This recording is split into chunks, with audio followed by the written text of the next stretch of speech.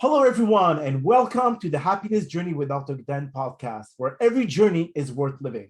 My name is Dr. Dan, and I'm your host for today's episode. I am a cognitive behavior psychotherapist specializing in anger management issues, both court-appointed and private, marriage counseling, dissociative identity disorders, narcissistic personality disorders, depression, anxiety, dream analysis, and also provide life, business, and retirement coaching support. If you need any assistance, reach out to DMV Counseling and Therapy Services at 301-325-1550. And our website is lifecoachdanamzalek.com. Now, today I'm very excited to have at our podcast on season 2, episode number 6, a very special guest and author, Dorothea Gordon. Just like every of my past episodes, I will leave it up to the guests to properly introduce themselves, as no one can do a better job. Dorothy, the floor is yours. Thank you very much, Dan. I'm very pleased to be here with you today. And with regard to introducing myself, I can say that I'm a retired high school teacher and have branched out into other educational areas now, but keeping my passion on the education and teaching people, more willing people, how to get life skills. You know, I found that in the school system, there was so little time given to the students learning about what life is really about and what you need to know in order to navigate life. So I'm also a certified dream builder coach. I am a alternative practitioner, meaning that I work with energy medicine. I also do what's called auricular ear acupuncture, which is without needles. And those areas are very complementary, because when you go, or when I talk to people about how they acquire the symptoms with which they come to me, the physical symptoms, I often hear that there's a soul area that is also in need of some care. And when the soul gets taken care of, usually the symptoms of the ailments go away. So I have combined these various modalities and have been quite successful with them. So go ahead. Yeah, I'm also an author. I've written a book that's called When Life Has Other Plans, ... Discover the Hidden Gifts. And I'm really excited about that, because it's a story that is written in an easy way, where people learn to understand the power that they have when they control their thinking and have a different perspective of life. So yes, that's my latest achievement. Beautiful. Well, congratulations for the book. I know how hard it is to be able to get a book out there, the time to sit down to write, writer's block, and all of that goes with it. So congrats for that. I mean, I know I've been writing a lot of books, so I know what that feels. Now, yeah, but I don't have writer's block. My book just poured out of me because it's an inspirational memoir. So it was sitting almost on the surface of me, waiting to be written and going out there. So I wrote it in 4 months. I was just absolutely floored. That is impressive. Yeah. Sometimes it takes 2-3 years for people to get like a one chapter out. Yeah, no, not for me. I'm already working on my second book, which I call Late Love Online. So that will be a fun book too, for people who are, in their 50s, 60s, even 70s, who go online and try and find their needle in the haystack, which I did. Well, wow, that's incredible, especially now with this pandemic. Dorothy, we see a lot more people getting online to be able to find their significant other. But then at the same time, it creates a lot of sense of fear, because you don't know who's on the other side of the spectrum here. And with scams that are happening, and now also with with the senior citizen, they fall much more into those scams than those who actually are more acute and understanding how to go around that. Yeah. So that'll be in my book. Yes. That, and I hope that, because I fell into not scams, but they tried to scam me, but I was too alert to fall for them, and that's what I'd like to write in that book about. Okay, carry on then. All the tools that they need, because those scammers out there are like scrupulous. They just don't know. It's so disappointing to see that they could take advantage of people that are just looking for love. They're just looking for companionship. Absolutely. So your first book, if you could tell me a little bit more about what does it target specifically, or is it like just for the general population, or those who actually are lost? Well, it's geared towards people who are sort of consciously awake, who have a sense that there is more to life than just what we see, who have a sense that there is an invisible world that is on our side. And what the book is about, it's the eventful story of how life had other plans for me than I had for myself. Because it moved me from my native Bavaria in Germany to the west coast of Canada, and created huge paradigm shifts by introducing me to handwriting analysis, which is a tool that helps you find out about your personality. And I took that up because I thought it would be useful for my students to get to know them better and support them better and so on. But that actually then turned into something much more sophisticated, which was research into past life regressions. Okay. Through handwriting analysis. So fascinating. And through that, I was then introduced to energy healing, which is, working in the area around the body where our energy, on the body where our energy meridians are. And then I had a number of encounters with the invisible world where, spirits showed up and then disappeared, saved my life. And so, but my life is full of challenges, or was full of challenges, I should say, and adversity, which, is common nowadays. And what I found out was that there was always a gift in these challenges. And that if I reached out to the invisible world, I always got help. So that was a wonderful experience that I didn't really consciously savor at the time, but which then came up later on as I had more and more of those, where I had to do the same things over and over again, same situations, until I finally got it. And it was like, going to school, you finally pass the test and then you can move on to the next level. So how did you come across communicating into the spiritual world? I mean, was it a spirit of someone that passed away, someone that you knew personally, or it was just random people? Yeah. Well, I had already been exposed to that through the past life regressions, because we interacted with spirits there. But then as my mother lay dying, I asked her telepathically, because I was in Canada, she was in Germany. I said, if you arrive on the other side, can you please give me a sign, like let my husband's hair grow back, or have the rosebush bloom again in cold Canada in January, because that's when she was passing. And what happened was that she used her energy by moving an inanimate object, a little window that you have, a date window that you have in your watch, that moved all of a sudden from the 11th of January to the 16th, and got stuck between the 16th and the 17th. And that was still while she was lying, her body was still here. But she had already moved that forward. And what happened was that she died on the 16th of January at 12:45 near midnight, or 11:45 near midnight.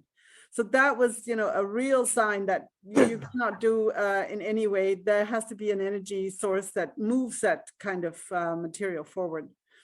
And then I had another experience where I was swimming in the middle of a lake, and all of a sudden had a panic attack and thought I was going to drown. And as I was thrashing around and trying to save my own life, this little boat comes up, and the guy says, "Oh, would you want me to pull you out?" And I said, yeah, please. So he pulls me out. I step out onto the shore and turn around. The boat's gone, the man's gone, and I just stand there. What is this all about? So, these are the experiences that have convinced me. I've had miracles happening when I worked on people in energy healing, where this one lady's breast lump went away overnight. She was supposed to have an operation the next day after the treatment, and they couldn't find it and sent her home. So, those were the things. I phoned my teacher at the time. I said, what happened here? And she said, well, it's a sign from the universe that they want to work with you, because you keep doubting yourself, that really, you can do this thing, but they just want to use you, make yourself available, and they can work wonders through you. So I can never, doubt that away, because it really happened. So is that supernatural powers? Not mine, but those are spirits or energy forms that we used to know in our lives, or that are what called guardian angels, or spirit guides, and they are constantly around us. We usually don't feel them, we can't see them, but if we move ourselves to an awareness, to a consciousness of acknowledging it, that is definitely the case, then we can connect with them, because they are always there, but they need to be asked. They don't just interfere in our lives, but we can send out help, help. And that's what I did when I was in the middle of the lake. Help, help. But nobody out on the shore heard it, just the guardian angels. So in my life, there's so many incidents that cannot be explained, and because I take advantage of the help that's out there in the spirit world. So how can your service heal people, or what kind of strategies can you give to people to be able to kind of like start realizing a little bit more about themselves, about their purpose in life, etc.? Well, most of the time I educate them, and I'm always surprised how little people know that they are creating their own reality through their thoughts. And if they get a grip on their thoughts and their thinking, then they can create a completely different life. So I use that, first of all, before I start any treatment, and then I just use my own hands, and then I work in the energy field that we all have around us. It's called the aura. And then I can feel whether there's cold or warm, or sometimes it feels prickly. And then I know what I have to do. I could take energy out, I put energy in, I smooth it, because when our energy runs properly, it's like a car that runs properly. As soon as you don't have enough oil, or you don't have enough water, something happens. And so when you manage to put all that back into place, then the organism goes into homeostasis and it functions fine.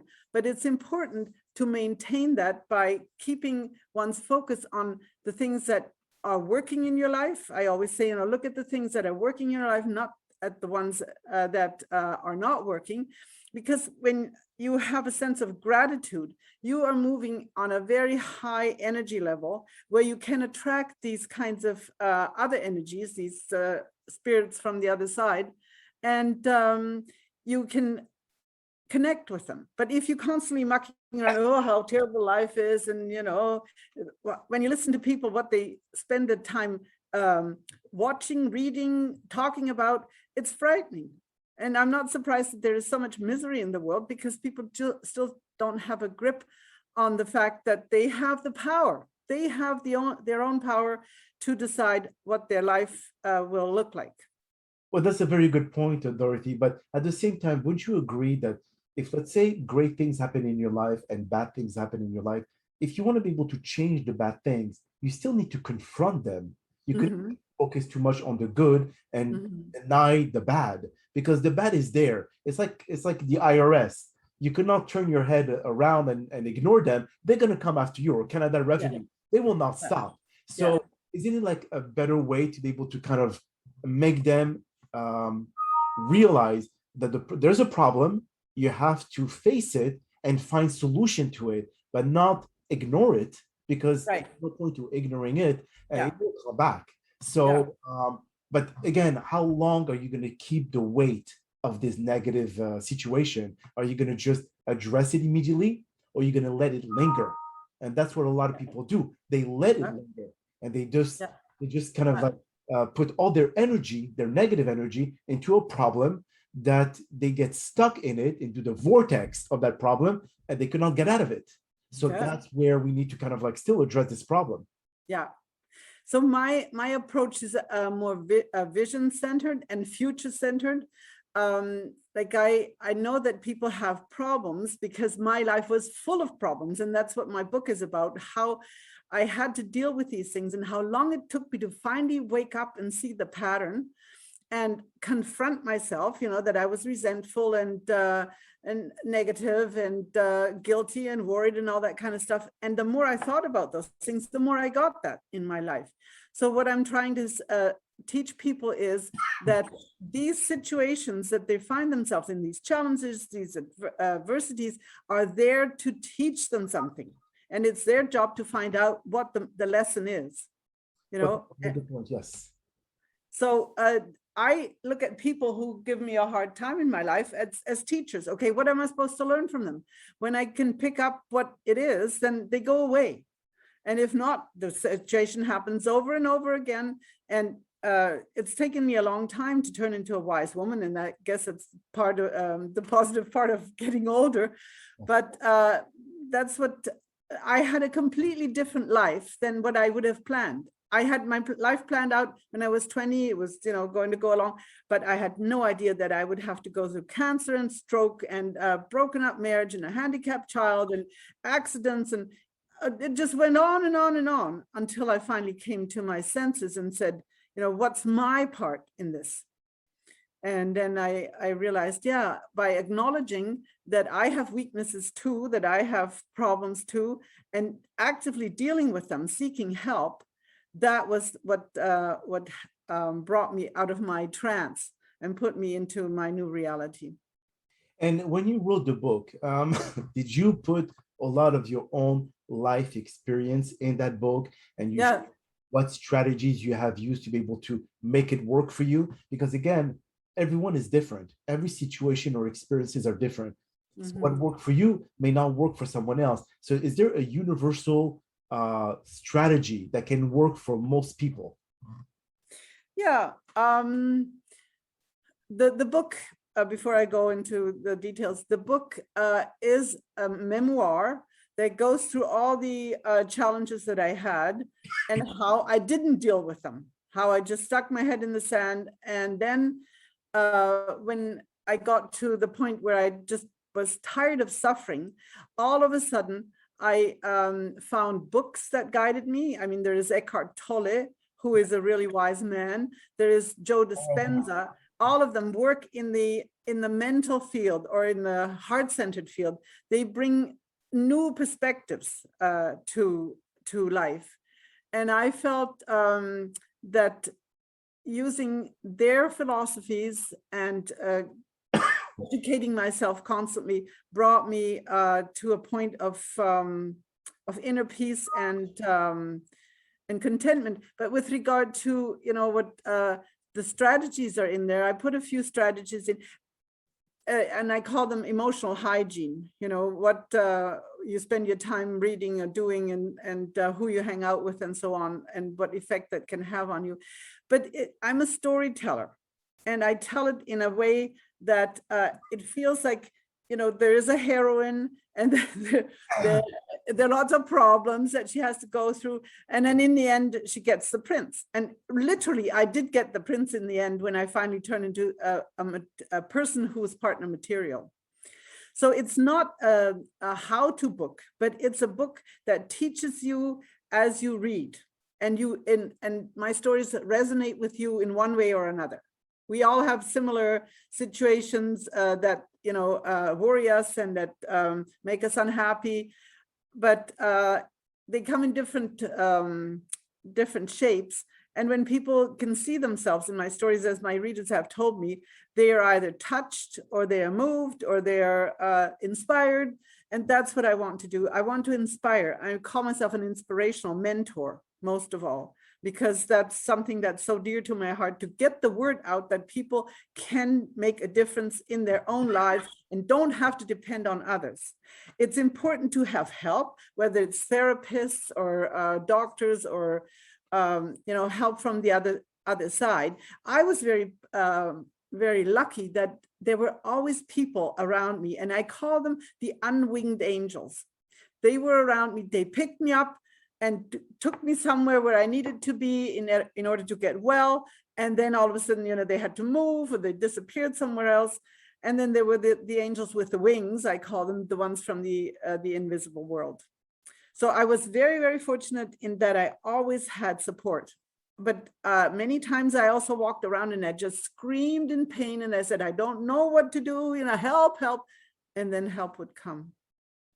Wow, So, I wish it was as easy for a lot of people as it was, based on. It wasn't easy. No. When I say easy, which is that they heard your scream, because They heard. people, they could scream all they want. They could feel that the world is against them, but yet no one is there to be able to help them or to support them or to be they're the wing or unwing angels.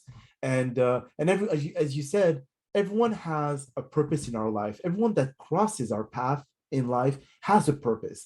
Yes. Those that actually were there to help you during difficult times had that purpose. Yeah. In the invisible world, or I would call the metaphysical world, Yes. you have those who are listening to your prayers, and somehow, they manifest. Yes. They manifest themselves in a much deeper level, either in a physical presence that may not be seen by your eyes only, Yeah. but may be felt from. Yes.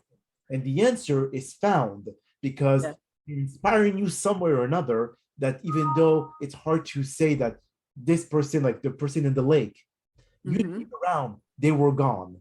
And in reality, if there was an actual physical individual that helped you, even the boat could not go so fast that disappears in the horizon. You still hear the engine, you still hear the vroom of the motor. It could not just disappear like that. So again, you have those I would say mysteries that are unsolved.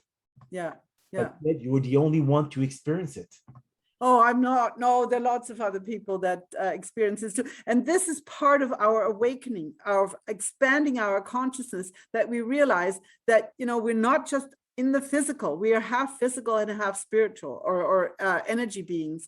And that's what, Joe Dispenza always talks about. We are energy.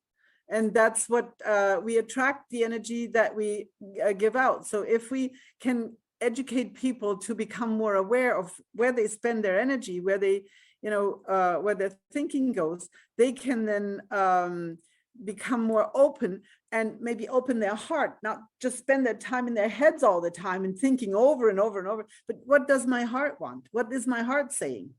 So many people are not connected to their heart. There is no heart and head connection. It's just either heart or head. But the ideal situation would be to have a connection between heart and head and listen. And the reality is behind all that, Dorothy, is despite the fact that you went through very difficult challenges and you learned from those challenges, we must say that you had somewhere, somehow, the power to be able to connect. And not a lot of people do have that. I mean, I wish I could connect with the metaphysical world. And, you could. Well, yes, I mean, with proper, I would say, training, I'm sure I could. But again, a lot of people say, "Oh man, you're delusional," or "This is impossible." Ooh. A lot of people you have those actually who connect with spirits. But again, it's a lot of people perceive those people as being scammers, as being those who make you believe that they can do something just to get money and then disappear. Absolutely. They're out there. They're out there. Absolutely. And that's why I'm saying, don't go to other people, don't go to scammers, but get yourself books and get yourself courses and learn from that. Get to know yourself through yourself. There is lots of wisdom out there that people can gain. They don't have to go to anyone else. I mean, if there's a therapist in town, sure, go to them, but don't just go to anyone who calls themselves psychics or mediums, things like that. I'd be extremely, extremely careful. Yes. So I only work in my immediate environment here because that's where I have established my reputation. Beautiful. So if anyone wants to be able to read your book, Dorothy, where can they find it? They can go to Amazon and type in When Life Has Other Plans. Okay. And order it from there. And if they're in Canada, they can contact me on my website, which is dtlc.ca, and I can mail it to them. Oh, beautiful, beautiful. And is there anything that, like a last few words of wisdom that you would give to our listeners that could at least get something from this podcast? I mean, I know that we could cover so much more, but the time is very limited, unfortunately. But is there something that can inspire them, like just a few words here and there? Yes, as I said before, focus on what's right in your life, what's working, and be grateful for what you have. When you wake up in the morning, that you're still breathing, that you're still moving, that you have hopefully a roof over your head, and focus on that. And then when the negative situations arise, go back there, no matter what. And that will lift you out of that deep sadness or worry or what you have. Yes, a lot of that is around, as I said, I've been through it. But when you become aware that there is help, physical help, as well as help from the, what I call the invisible world, try it. And you might be surprised about the unexpected events that start to happen in your life. That's the beauty. That will tell you that you're on the right track. When unexpected, it's called synchronicities, unexpected events happen, and you can all of a sudden see, it works. Happens to me all the time. Beautiful, beautiful. Well, that is all the time that we do have for today's podcast. I really do appreciate you, Dorothy, for taking the time out of your busy schedule to join us. Again, thank you so much for participating and inspiring our many listeners with your incredible story. Now, we hope that you have all enjoyed today's episode. I'm very excited about the many upcoming guests that we have scheduled for the Happiness Journey podcast, season 2, filled with inspirational stories, just like the one that you listened to today. Now, here are a few concluding words of wisdom. Do not be discouraged by the distance you still have to travel. Instead, appreciate how many life miles you have already covered. Your struggles have changed you into a stronger and better person. Don't let anyone else dissuade you from blooming into the person you are meant to be. Keep walking the remaining miles, as many more adventures are awaiting. You have to control over all your decisions you take in life, and no one should have the power to discourage you from achieving your goals. Always remember that most will try to project their insecurities into you because they just can't handle their own distraught life. They can't bear being alone in their miserable journey in life, so they want to add you as an accomplice. The future have no place for that. So keep on moving and never look back. My name is Dr. Dan Amzalag, and you may all keep pursuing your amazing journey in life.